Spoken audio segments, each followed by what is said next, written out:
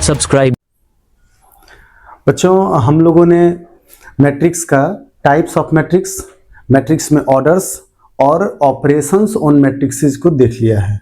तो अब हम लोग इसके एक्सरसाइज के एक एक क्वेश्चन को एनसीईआरटी में जो दिया गया है उसके एक एक क्वेश्चंस को देखते हैं और उसके सॉल्यूशंस को देखते हैं कि हम लोग इसको कैसे सॉल्व करेंगे।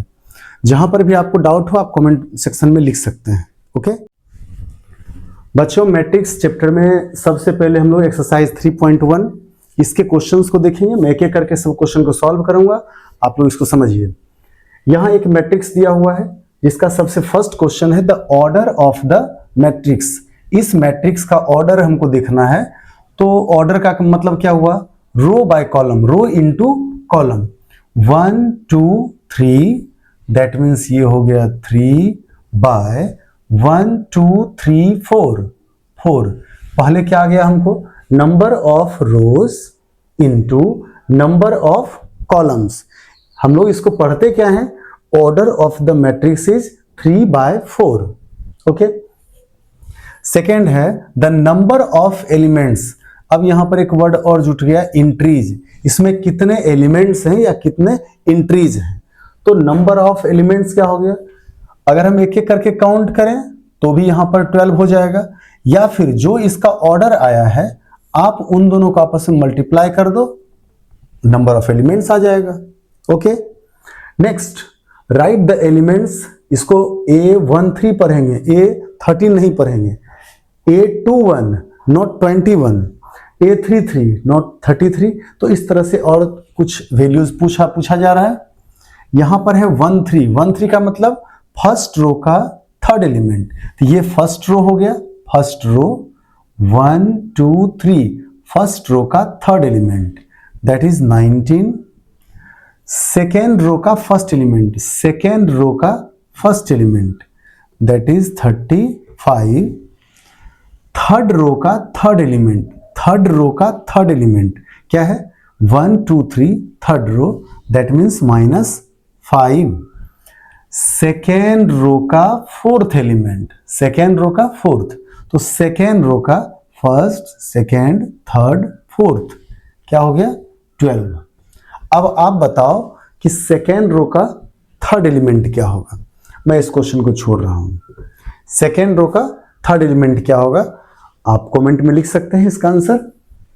Next, if a matrix has 24 elements, जैसे यहां पर क्या था 12 एलिमेंट्स था, इसका ऑर्डर क्या था 3/4।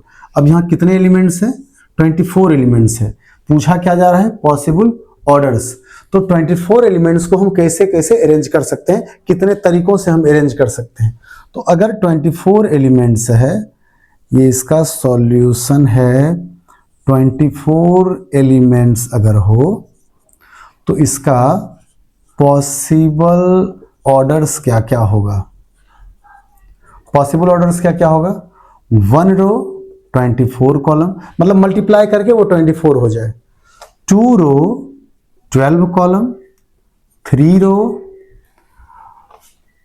8 columns, 4 row 6 column, 6 row 4 column, 8 row 3 column, 12 row 2 column and 24 row 1 column.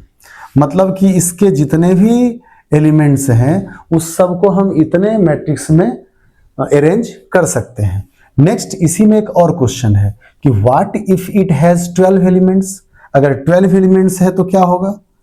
अब 24 का मैंने आपको बता दिया, तो 12 एलिमेंट्स का पॉसिबल ऑर्डर्स क्या क्या हो जाएगा। 12 का 1/12, 2/6, 3/4, 4/3, 4/3, 6/2 एंड 12/1। इसको मल्टीप्लाई करके हमारा 12 एलिमेंट्स हो जाना चाहिए। अब 18 एलिमेंट्स है, 18 में क्या होगा, अब ये आप बताओ 18 एलिमेंट्स में क्या हो जाएगा। Possible 1 × 18, 2 × 9, 3 × 6, 6 × 3, 9 × 2 and 18 × 1। तो ये तो हो गया जब इसके फैक्टर्स आ रहे हैं। अब यहां पर अगर ओनली 5 एलिमेंट्स है तो इसके 2 ही ऑर्डर संभव है। क्या क्या है, 1/5 और 5/1। अब इस तरह का ऑब्जेक्टिव अगर आपको पूछा जाएगा तो आप जवाब दे सकते हो। क्या क्या? मैट्रिक्स दिया हुआ है, ऑर्डर पूछ रहा है, मैट्रिक्स दिया हुआ है, नंबर ऑफ एलिमेंट्स पूछा जा रहा है, मैट्रिक्स दिया हुआ है और किसी पार्टिकुलर एलिमेंट के बारे में पूछ रहा है, तो इसको हम लोग बोलते हैं first row, second row, third row. First row का first element that is A11, A12, A13, A14। Second row में क्या पढ़ेंगे इसको? A21, A22, A23, A24। इसको हम लोग क्या पढ़ेंगे? A31, A32, A33, A34। इस तरह से पार्टिकुलर एलिमेंट हम निकाल लिया। अब यहां पर पूछेगा कि इतने एलिमेंट्स हैं, आपका पॉसिबल मैट्रिक्सेस क्या क्या है। तो जितने एलिमेंट्स हैं सबका हम लोग मल्टीप्लाई करके देख लेंगे। 24 है तो 1 × 24, 2 × 12, 3 × 8, 4 × 6। दैट मीन्स जितना इसका फैक्टर्स हो सकता है वो सब अलग अलग इसके पॉसिबल ऑर्डर्स हो सकते हैं। तो इससे ऑब्जेक्टिव पूछा जाता है। नेक्स्ट हम लोग और क्वेश्चंस देखते हैं। चलिए बच्चों, अब हम लोग देखते हैं क्वेश्चन नंबर 4 और 5। यहां पर है कंस्ट्रक्ट अ 2/2 मैट्रिक्स और नेक्स्ट क्वेश्चन में है कंस्ट्रक्ट अ 3/4 मैट्रिक्स। बाकी आगे कंडीशन दिया हुआ है। तो सबसे पहले हम लोग 4 का सॉल्यूशन देखते हैं। सॉल्यूशन 4 क्या कर रहा है इसमें? 2/2 मैट्रिक्स। तो 2 रो खींचा, 2 कॉलम ड्रॉ किया। अब कितने पॉइंट्स पर ये क्रॉस कर रहा है? 1 2 3 4। तो ये इसका हो गया ऑर्डर। क्या हो गया इसका? ऑर्डर। जहां एलिमेंट्स है इसको लिखेंगे A11, 12, A21 एंड A22। ये हो गया 2/2 मैट्रिक्स, 2 रोज 2 कॉलम्स। ओके, जिसका कंडीशन क्या दिया फर्स्ट में? फर्स्ट का कंडीशन है element that means Aij equal to I plus j का होल स्क्वायर बाई 2। इसके एक एक एलिमेंट को हम लोग फाइंड कैसे करेंगे? I j A11 is 1 + 1 whole square by 2, 1 + 1 whole square by 2। तो 1 + 1 is 2, 2 square is 4 by 2 is 2। A12 1 + 2 square by 2 is 9/2। Next A21 तो जहां पर I है वहां 2 रखेंगे, जहां J है वहां 1 रखेंगे। तो 2 + 1 square by 2 is 9/2। A22 2 + 2 square by 2, 2 × 4 square is 16/2 is 8। मतलब हमको किसी तरह का अगर कोई कंस्ट्रक्शन दिया हुआ है मैट्रिक्स का, तो सबसे पहले उसका एक रफ स्केच खींचेंगे। जितने उसके क्रॉसिंग पॉइंट्स हैं वो उसके एलिमेंट्स हो गए। फर्स्ट रो में 1 1 1 2, सेकेंड रो 2 1 2 2 और इसके सारे एलिमेंट्स को हम इस कंडीशन के अनुसार इसको अरेंज कर दिया। अब हम लोग लिखेंगे ए का वैल्यू। तो ए इक्वल टू 1 1 के जगह पर क्या रखेंगे? 2, 1 2 is 9/2, 2 1 is 9/2 and 2 2 is 8। Okay, इसी तरह से हम इसके और 2 कंडीशंस को खुद से सॉल्व कर सकते हैं। आप इन दोनों को सॉल्व करके आप भेज भी सकते हैं। तो आप इसको देख लें, फिर मैं क्वेश्चन नंबर 5 देखूंगा। ठीक है, ये क्वेश्चन सॉल्व हो गया। अब हम लोग क्वेश्चन नंबर 5 को देखेंगे। कंस्ट्रक्शन इसी तरह से हमको ड्रॉ करना पड़ेगा। ओके, चलिए सॉल्व। 5 का कंडीशन 1 कंडीशन क्या है? Aij equal to 1/2 of modulus -3i plus j है 3/4 मैट्रिक्स। तो 3 रोज 1 2 3 4 कॉलम्स, 3 रो 4 कॉलम्स। कितने इसके इंट्रीज पॉइंट बनते हैं? 1 2 3 4, 1 2 3 4 एंड 1 2 3 4। इसका मैट्रिक्स क्या हो गया बच्चों? A11 1 1 1 2 1 3 1 4 1 5 1 6 and 1n। 1 1 A12 A13 A14 A21 2 2 2 3 and 2 4 A31 A32 A33 and A34। अब मैं यहाँ पर इसका वैल्यू फाइंड कर रहा हूँ। A11 इज फर्स्ट रो का फर्स्ट एलिमेंट, जहाँ पर I है वहाँ पर 1 रखेंगे। 1/2 of mode -3 into 1 plus 1 is 1/2, -3 plus 1 -3 plus 1 is -2। Mode में आ जाएगा तो 2, मोड से बाहर आएगा तो इसका वैल्यू क्या हो गया 1। A12 1/2 of -3 into 1 I plus j is 2 equal to 1/2, -3 into 1 -3 plus 2 is -1। Mod से बाहर आ जाएगा इज 1/2। तो इस तरह से हम इसके सारे वैल्यूज को फाइंड करके लास्ट में हम a का वैल्यू लिख देंगे। अब a का वैल्यू कितना हो जाएगा, तो 3/4, 3 रोज 4 कॉलम्स। ओके, तो अब ये समझना आसान हो गया। जैसे 5 का 1 सॉल्व हुआ है, आप इसको और पूरा बनाइएगा 3-4 तक सॉल्व करके आप इसमें इसका वैल्यू पुट कर दीजिएगा। एंड सेम आप इसके सेकेंड पार्ट को भी, सेकेंड क्वेश्चन को भी सॉल्व कर सकते हैं। ओके, नेक्स्ट हम लोग देखते हैं और क्वेश्चन जो है। चलो बच्चों, नेक्स्ट क्वेश्चन नंबर 6 एंड 7। 6 में है find the values of x, y and z from the following equation. यहाँ जो दिया हुआ है उससे हमको किसका किसका वैल्यू फाइंड करना है, x, y और z का। हम लोग जब भी दो मैट्रिक्स का कंपेयर करते हैं तो उसके करस्पॉन्डिंग एलिमेंट्स को इक्वल करते हैं, इसको लोग बोलते हैं इक्वलिटी ऑफ मैट्रिक्सेस। तो A11 के equal, so 4 equal to y, that means y equal to 4।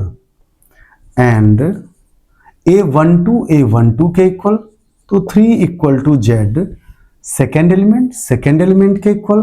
And x equal to 1, 5 constant है, तो 5 इक्वल टू 5। हमने यहां पर क्या किया, इक्वलिटी ऑफ मैट्रिक्सेस लगाया। क्या लगाया बच्चों, इक्वलिटी ऑफ 2 मैट्रिक्सेस। सेम यहां पर हम लोग इसको सॉल्व करेंगे। तो x plus y equal to 6, x plus y equal to 6, 2 equal to 2 लिखने का जरूरत नहीं है। ये हो गया equation first. And 5 plus z equal to 5 plus z equal to 5, तो यहां से क्या हो गया, z इक्वल टू 0। अब z का वैल्यू आ गया। And x y equal to 8, हम यहां से लिख सकते हैं y equal to 8/x is equation 2। जैसे आप 10th में इक्वेशन 1 और 2 को, अब यहां का वैल्यू यहां पर क्या करेंगे, सब्स्टिट्यूट कर देंगे। जहां y है यहां पर 8/x रख देंगे, इससे हमको इसका वैल्यू आ जाएगा। आप 10th की तरह इसको सॉल्व कर लेंगे। Okay, third number, first element first के इक्वल, तो x plus y plus z is 9, x plus z is 5 and y plus z is 7। कितना इक्वेशंस आ गया, 3 इक्वेशंस। अब इन तीनों इक्वेशन को आपस में सॉल्व कर दीजिए। फर्स्ट इक्वेशन में y प्लस जेड का वैल्यू यहां पुट कर दीजिएगा, ये 7 यहां आ गया। अब x प्लस 7 इज 9, क्या हो जाएगा, from equation first and third, इन दोनों को जब सॉल्व किया, जहां पर y प्लस जेड है वहां पर आपने 7 रखा, तो x प्लस 7 इज 9, इसके बदले क्या रखा 7, x प्लस 7 is 9, that means x equal to 2। अब x इक्वल टू 2 इसमें रख दिया तो क्या हो जाएगा, z इक्वल टू 3, 2 यहां पर पुट किया, 2 उधर जाके माइनस हो गया, 5 माइनस 2 इज 3। अब z यहां पर पुट करेंगे, z का वैल्यू 3, तो y प्लस 3 इज 7, तो y इक्वल टू 4। मतलब क्या हुआ कि इक्वलिटी ऑफ 2 मैट्रिक्स से जब हम करते हैं तो हमारा जो वेरिएबल टर्म है वो यहां पर आ जाएगा। सेम प्रोसेस 7th नंबर के लिए, फर्स्ट एलिमेंट के इक्वल, तो a minus b is -1 is equation first. And 2a minus b is 0, 2a minus b is 0। अब क्लास 10th की तरह आप इसको सब्स्टिट्यूट कर सकते हो, एलिमिनेट कर, जैसे आपको सॉल्व करना है। इन दोनों को सॉल्व करके मुझे a और b फाइंड आउट करना है। And 2a plus c is 5। हमको a का वैल्यू यहां पर आ जाएगा, a मैं यहां पर पुट करूंगा तो इससे किसका वैल्यू फाइंड आउट होगा, c का। Okay, and 3c plus d is 13, 3c plus d is 13। आपने यहां पर किसका लास्ट वैल्यू फाइंड आउट किया, c का। c का वैल्यू आप यहां पर पुट कर दो, तो c का वैल्यू पुट करेंगे तो यहां से किसका वैल्यू फाइंड आउट होगा, d का। ओके, आप इसका सॉल्व कर सकते हैं किस मेथड से, इक्वलिटी ऑफ टू मैट्रिक्सेज। जब भी आपको दो मैट्रिक्स को सॉल्व करना हो, उसमें एक बात ध्यान रखना है कि अगर किसी वेरिएबल का, मान लीजिए यहां से x का वैल्यू आ गया 2 और यहां पर अगर x का वैल्यू होता है यहां जाता 4, मतलब एक वेरिएबल का मोर देन वन वैल्यू आपको आंसर आ रहा हो, दैट मीन्स कि कोई सर्टेन वैल्यू नहीं आया, तो वहां पर लिखेंगे कि value can not be find, वहां पर वैल्यू को फाइंड नहीं किया जा सकता है। ओके, नेक्स्ट क्वेश्चन शायद है इस तरह का, अब हम लोग देख लेते हैं। क्वेश्चन 6, 7 देख लीजिए बच्चों। 3.1 का लास्ट 3 क्वेश्चंस, क्वेश्चन नंबर 8, 9 और 10। क्वेश्चन नंबर 8 में क्या पूछ रहा है कि A इक्वल टू एक कंडीशन है, ये स्क्वायर मैट्रिक्स कब होगा। तो स्क्वायर मैट्रिक्स कब होता है कोई मैट्रिक्स, जब उसके नंबर ऑफ रो और नंबर ऑफ कॉलम्स सेम होते हैं। दैट मीन्स जब m और n इक्वल हो जाएगा, तो ऑप्शन नंबर सी। जब m और n इक्वल हुआ, उसके रो और कॉलम अगर इक्वल होंगे, तब क्या कहलाएगा वो स्क्वायर मैट्रिक्स। और अगर दोनों डिफरेंट हो जाएगा तो रेक्टेंगुलर मैट्रिक्स हो गया। Okay, which of the given value of x and y make the following pair of matrixes equal. That means in दोनों मैट्रिक्स को क्या कर देना है, इक्वल। अब इक्वल कब होगा, जब उसके करेस्पॉन्डिंग एलिमेंट्स इक्वल होंगे। That means 3x plus 7 is 0, तो x का वैल्यू क्या आ गया, -7/3। अब x का वैल्यू -7/3 यहां से आ गया, तो फिर हमको जो x का टर्म दिया हुआ है उसमें हम रख करके चेक कर लेते हैं। यहां पर 2 - 3x आना क्या चाहिए बच्चों, 4। और अगर 4 यहां पर नहीं आ रहा है इसको सॉल्व करके, इसका मतलब है कि x और y का वैल्यू यहां पर फाइंड नहीं किया जा सकता है। तो पहले हम लोग x का वैल्यू पुट कर लेते हैं। 2 - 3 into -7/3, 3 cancel, minus minus plus, 2 + 7 is 9। एक जगह x का वैल्यू आ गया -7/3। हमने x के वैल्यू को सेकेंड कंडीशन में पुट किया, तो सेकेंड कंडीशन में पुट करने पर हमको आना क्या चाहिए था, 4, बट आया कितना इसके इक्वल, 9। दैट मीन्स क्या हो जाएगा, नॉट पॉसिबल टू फाइंड। आगे हमको ऑप्शन चेक भी नहीं करना है।